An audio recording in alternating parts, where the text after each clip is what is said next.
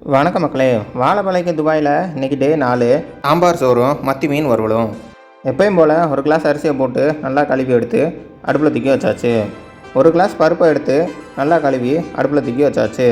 தொடர்ந்து காய்கறி தூக்கி வச்சு கத்திரிக்காய், கேரட்டு, பீன்ஸு, பச்சை மிளகா, தக்காளி எல்லாத்தையும் எடுத்து வச்சாச்சு. வெள்ளைப்பூடு, வெங்காயத்தை வெட்டி எடுத்து வச்சாச்சு. ஃப்ரிட்ஜை திறந்து 4 மத்தி மீன் எடுத்து தண்ணியில் கழுவி ஊற போட்டாச்சு.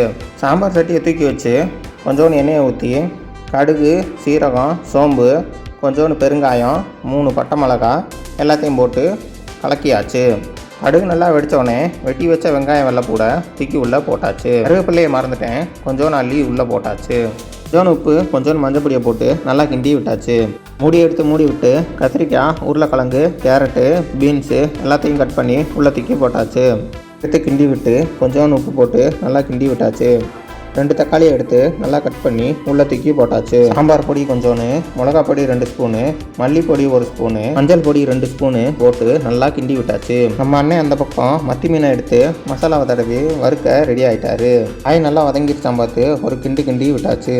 காய் நல்லா வதங்கிடுச்சு, பருப்பு நல்லா வெந்துருச்சு. பருப்பை தூக்கி உள்ளே ஊற்றியாச்சு. பருப்பை உள்ளே ஊற்றி விட்டு அதே அளவு தண்ணியை பிடிச்சி ஊற்றி நல்லா கலக்கி விட்டாச்சு. ஒரு எலுமிச்சம்பழத்தை எடுத்து பாதியை கட் பண்ணி உள்ளே புழிஞ்சு விட்டாச்சு. எலுமிச்சம்பழத்தை புழிஞ்சாதான் நல்லா சாம்பார் மணமாக வரும். தேவையான அளவு உப்பை போட்டு நக்கி பார்த்தாச்சு. சாம்பார் சூப்பர். எப்பயும் போல் பாத்ரூம் போய் ஒன்று கடிச்சிட்டு வந்தாச்சு. சாம்பார் நல்லா கொதிச்சிருச்சு. கேரட்டு வெந்துருச்சான் பார்த்துட்டு தூக்கிட்டு வந்தாச்சு. சாம்பார் ரெடி. ரூமில் தூக்கிட்டு வந்து வச்சு நானும் என் ரூம் மட்டும் சாப்பிட தயாராகிட்டோம்.